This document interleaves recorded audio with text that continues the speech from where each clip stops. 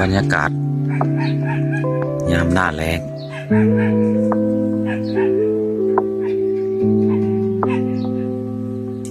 ที่สปป.ลาว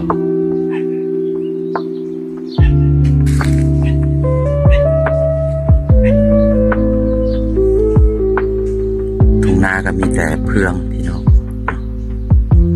เพืองแห้งเพราะว่ามันหอดหน้าแล้งแล้วพอถึงหน้าแล้งน้ำที่เคยเต็มตะพังมันก็จะยังเหลือแต่บ่อนที่ว่ามันเลิกนะพี่น้องที่สปป.ลาวช่วงนี้มันก็จะบ่มีความสวยงามปานใดนะว่าให้เพื่อนๆมาชมบรรยากาศช่วงหน้าแล้งที่สปป.ลาวเนาะ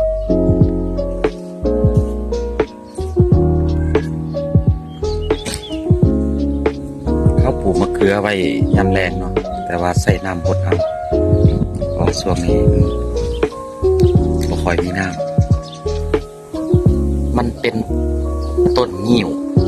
ที่ภาษาท้องถิ่นเพิ่นว่าต้นมะงิ้วเนาะ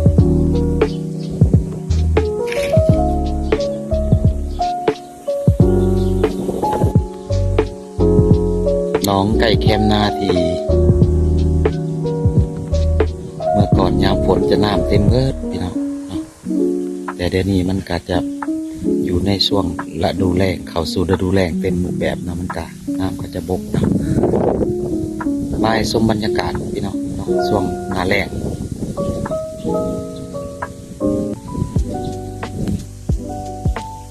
สัตว์เลี้ยงก็จะ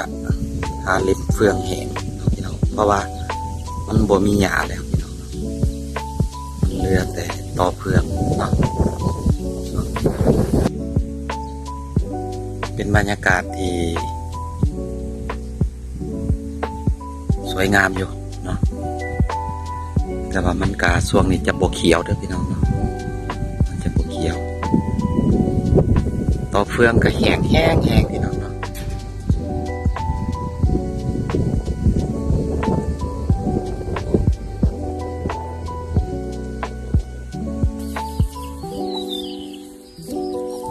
ก็ยังมีเสียงนกแล้วก็มีไก่เนาะพี่น้อง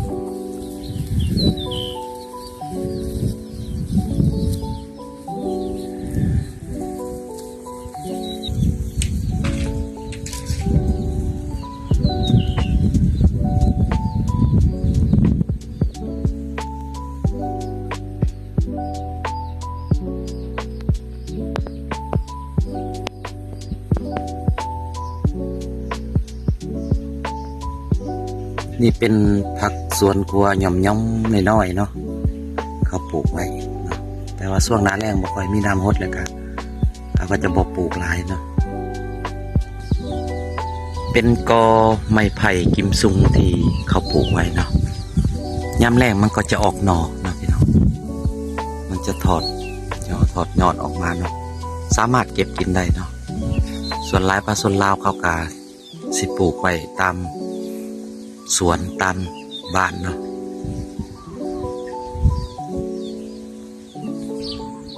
เป็นกองเพืองเนาะกองฟาง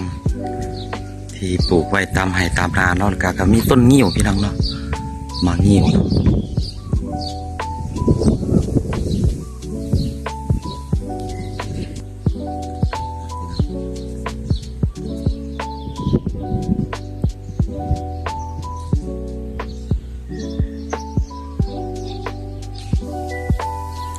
ก็อีกมุมหนึ่งที่มาให้เห็นเนาะของบ่อน้องปลาเนาะพี่น้อง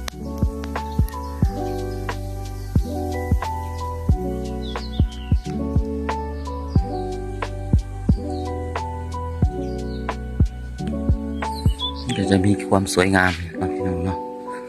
น้ำกระใสอยู่พี่น้อง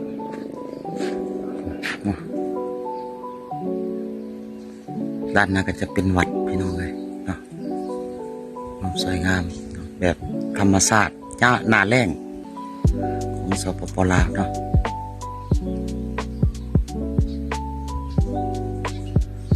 พบพ่อกันใหม่ในคลิปหน้าส่วนคลิปนี้จะขอพอสำนี้ก่อนนะพี่น้องเนาะสบายดีเด้อฝากกำลังใจกดไลค์กดแชร์ฝากซับสไครต์เนาะฝากกดกระดิ่งด้วยเด้อพี่น้อง